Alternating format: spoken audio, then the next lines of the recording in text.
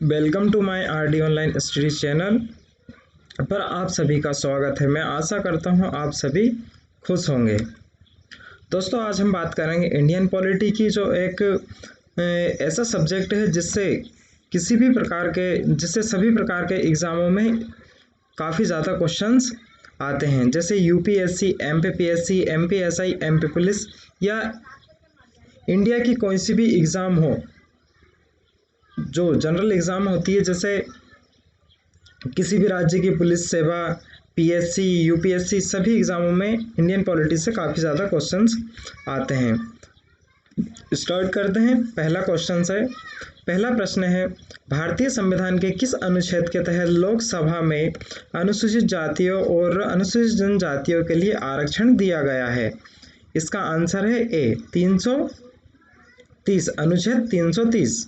Note: भारतीय संविधान के अनुच्छेद 330 के तहत लोकसभा में अनुसूचित जातियों और अनुसूचित जनजातियों के लिए आरक्षण दिया गया है। प्रश्न नंबर 2, अंडमान और निकोबार द्वीप समूह का न्याय क्षेत्र किस न्यायालय के देख रेख में आता है? इसका आंसर है बी, पोर्ट ब्लेयर में कलकत्ता हाईकोर्ट की सटीक बेंच। अंडमान और निकोबार द्वीप समूह के न्याय क्षेत्र के न्याय का कार्य पोर्ट ब्लेयर में कोलकाता हाईकोर्ट की खंडपीठ करती है। प्रश्न नंबर 3, केंद्र शासित प्रदेश लक्षद्वीप के न्याय क्षेत्र का कार्य कौन सा न्यायालय करता है? इसका आंसर है B, Kerala high court. Kerala high court Kerala और लक्षद्वीप का हाईकोर्ट है। यह कोच्चि में है। इसकी स्थापना 1956 में हुई। प्रश्न नंबर 4, सुप्रीम कोर्ट के जजों की संख्या को कौन बदल सकता है? इसका आंसर है बी, कानून द्वारा सांसद। सांसद को कानून बनाने का अधिकार है। सांसद कानून द्वारा जजों की संख्या को बदल सकती है। प्रारंभ में सुप्रीम कोर्ट में 7 जज थे। यह संख्या 1956 में 10, 1960 में 13, 1977 में 17 और 1985 में 25 हो गई। वर्तमान में यह संख्या, यहाँ पे मुझे एग्जैक्ट डाटा नहीं पता है, इसलिए इसे छोड़ देना, 31 से कुछ बढ़ाई गई है। प्रश्न नंबर 5, सुप्रीम कोर्ट के मुख्य न्यायाधीश के रूप में कार्य करने के लिए व्यक्ति को उच्च न्यायालय में कम से कम कितने वर्ष तक कार्य करना चाहिए या करना होता है? इसका आंसर है 10 वर्ष। सुप्रीम कोर्ट के जज बनने के लिए एक प्रमुख योग्यता है कि व्यक्ति कम से कम 10 वर्ष तक किसी उच्च न्यायालय के न्यायाधीश के रूप में कार्य कर चुका हो। प्रश्न नंबर 6, दिल्ली को एनसीटी राष्ट्रीय राजधानी प्रदेश संविधान के किस संशोधन से बनाया गया? इसका आंसर है बी, संविधान संशोधन 69वां संशोधन। 69वां संविधान संशोधन 1991 में हुआ, जिसके अंतर्गत दिल्ली को विशेष केंद्र शासित प्रदेश का दर्जा दिया गया। एनसीटी राष्ट्रीय राजधानी प्रदेश की स्थापना 1 फरवरी 1992 को पूर्ण हुई। प्रश्न नंबर 7, भारत में 3 स्तरीय पंचायती प्रणाली कितनी जनसंख्या के रूप वाले राज्यों में है? इसका आंसर है सी, 20 लाख। 3 स्तरीय पंचायती राज्य प्रणाली ग्राम पंचायत, ग्राम समिति, ग्राम पंचायत, पंचायत समिति और जिला पंचायत केवल उन्हीं राज्यों के लिए हैं जिनकी आबादी 20 लाख से ऊपर है। प्रश्न नंबर 8, भारत में एक राज्य में कार्यकारी शक्ति के संदर्भ में निम्नलिखित में से कौन सा कथन सही है? नंबर ए, राज्य की कार्यकारी शक्ति राज्यपाल में निहित है। नंबर 2, राज्य में वास्तविक कार्यकारी करण मंत्रिपरिषद में है। नंबर 3, राज्य के सभी कार्यकारी निर्णयों को मुख्यमंत्री के नाम पर लिया जाता है। तो इसका आंसर आएगा केवल 1 और 2। तीसरा बयान सही नहीं है क्योंकि राज्य में कार्यकारी निर्णय राज्यपाल के नाम से पर लिया जाता है। और ऐसा ही क्वेश्चन पूछा जाए कि भारत के कार्यकारी शक्तियां किसके नाम से दी जाती है, तो वह राष्ट्रपति जी के नाम से, ना कि प्रधानमंत्री जी के नाम से। प्रश्न नंबर 9, निम्नलिखित में से कौन सा राज्यपाल को उसके कार्यालय से हटा सकता है? निम्नलिखित में से कौन राज्यपाल को उसके कार्यकाल से हटा सकता है? तो इसका आंसर है सी, राष्ट्रपति, प्रेसिडेंट ऑफ इंडिया। राज्यपाल राष्ट्रपति के प्रसाद पर्यंत कार्य करता है, अतः राष्ट्रपति राज्यपाल को हटा सकता है। प्रश्न नंबर 10, भारत की निम्नलिखित आधिकारिक भाषाओं पर विचार करें। नंबर 1, सिंधी और नेपाली। नंबर 2, कोंकणी और मणिपुरी। नंबर 3, बोडो और संथाली। नंबर 4, संथाली और कोंकणी। नंबर 5, डोगरी और मैथिली। 2003 में संविधान संशोधन 92 संशोधन अधिनियम द्वारा 8वीं अनुसूची में उपरोक्त में से कौन सी भाषा शामिल की गई? इसका आंसर है 3 और 5। आंसर है इसका सी, डोगरी और मैथिली और बोडो और संथाली। कौन से 8वीं अनुसूची में? 2003 में। 1967 में सिंधी को किया गया, 1992 में कोंकणी, मणिपुरी और नेपाली को किया गया, 2003 में बोडो, मैथिली, संथाली और डोगरी को किया गया। अगला प्रश्न है प्रश्न नंबर 11, निम्नलिखित धार्मिक समुदायों पर विचार कीजिए। नंबर 1 सिख, नंबर 2 बौद्ध, नंबर 3 जैन, नंबर 4 पारसी। इनमें अल्पसंख्यकों का दर्जा किसे मिला हुआ है? इसका आंसर है डी, नंबर 1 सिख, नंबर 2 मतलब सभी को अल्पसंख्यक का दर्जा मिला हुआ है। भारत में मुस्लिम, ईसाई, सिख, बौद्ध तथा पारसी अल्पसंख्यक धार्मिक समुदाय है। अगला प्रश्न है प्रश्न नंबर 12, चुनाव आयोग के बारे में कौन सा कथन सही है? नंबर 1, यह स्वतंत्र और संवैधानिक निकाय है।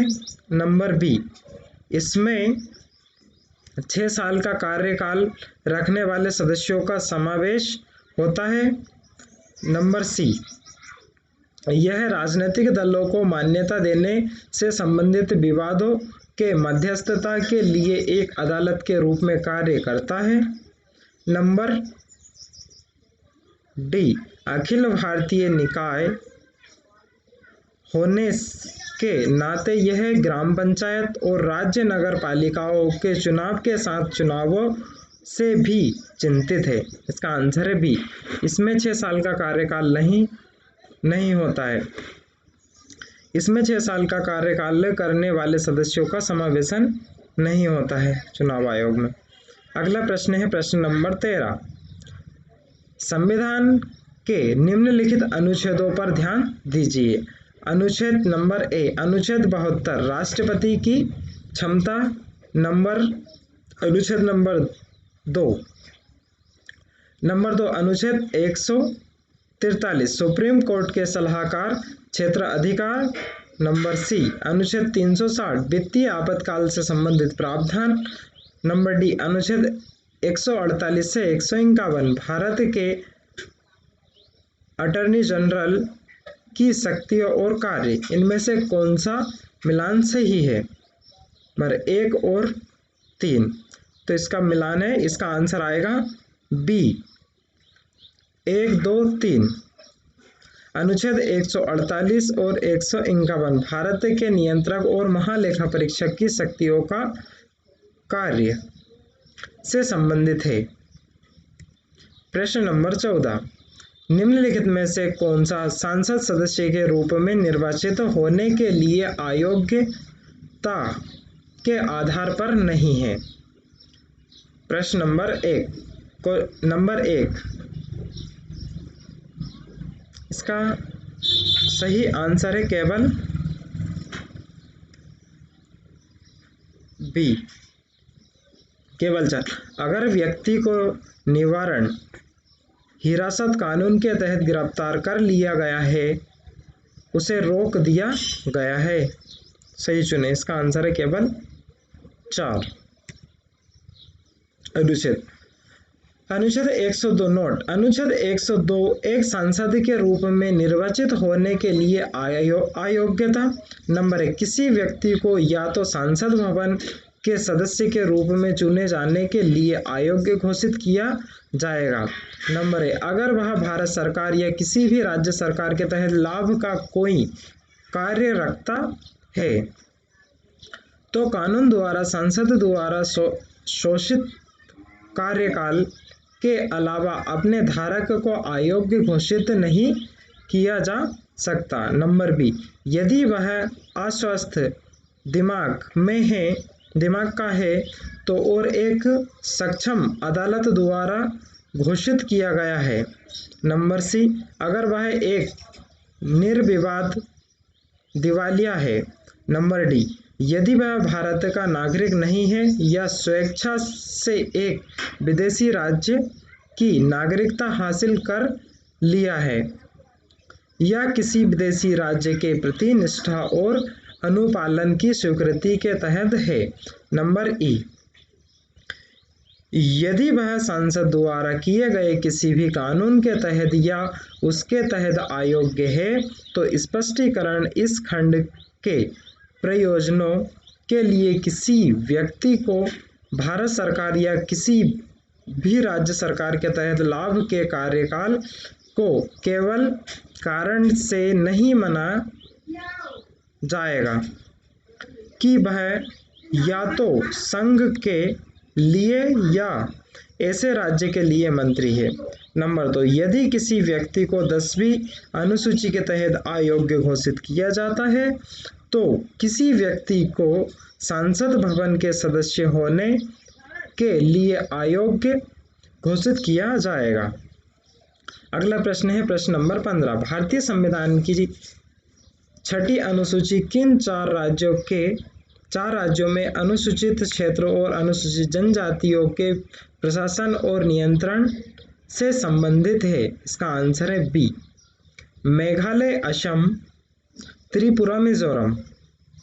संविधान की 5वीं अनुसूची असम, मेघालय, त्रिपुरा और मिजोरम के 4 राज्यों भारत के 4 राज्यों को छोड़कर किसी भी राज्य में अनुसूचित क्षेत्र और अनुसूचित जनजातियों के प्रशासन और निर्णय से संबंधित है, जिसे भारतीय संविधान की 6ठी अनुसूची से लिया गया है। अगला प्रश्न है प्रश्न नंबर 16, भारत के संविधान में निम्नलिखित अनुसूची में से कौन सा नया राज्य बनाने के लिए संशोधित किया जाना है? इसका आंसर है ए, पहली अनुसूची। पहली अनुसूची में संघ और राज्य का वर्णन है। अगला प्रश्न है प्रश्न नंबर 17, भारत का संविधान भारत के सुप्रीम कोर्ट को केंद्र और राज्य के बीच विवादों का निर्णय किसी क्षेत्र के तहत लेने का अधिकार देता है। इसका आंसर है बी, वास्तविक न्यायाधिकार। इसका आंसर आएगा वास्तविक न्यायाधिकार। भारत का संविधान भारत के सुप्रीम कोर्ट को केंद्र और राज्य के बीच विवादों का निर्णय वास्तविक न्यायाधिकार के तहत लेने का अधिकार देता है। अगला प्रश्न है प्रश्न नंबर 18, इसमें से कौन सा राष्ट्रपति चुनाव के लिए चुनावी कॉलेज का हिस्सा है लेकिन उसकी अपील के लिए कार्यवाही में भाग नहीं लेता? इसका आंसर है सी, राज्य विधानसभा। अगला प्रश्न है प्रश्न नंबर 19। स्वर्ण सिंह समिति ने किसकी सलाह दी? इसका आंसर है सी, भारतीय संविधान में मौलिक कर्तव्यों को शामिल करना। स्वर्ण सिंह समिति ने किसकी सलाह दी थी?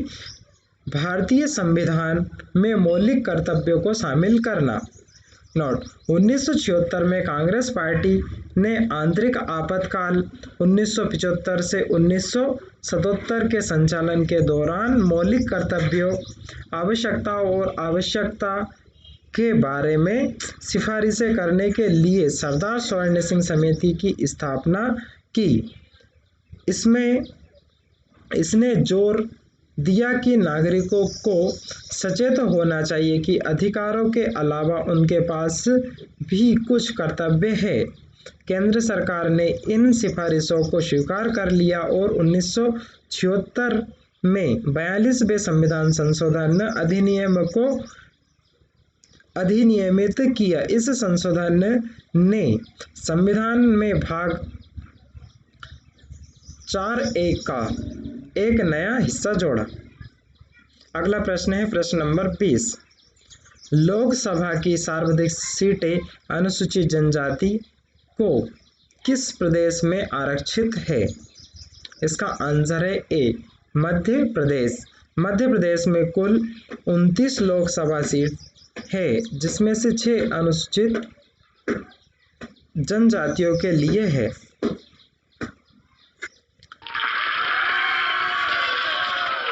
Thank you so much friends. मेरे चैनल को like and share and subscribe जरूर करें। ऐसे ही वीडियो मैं लाता रहूँगा। Thank you so much.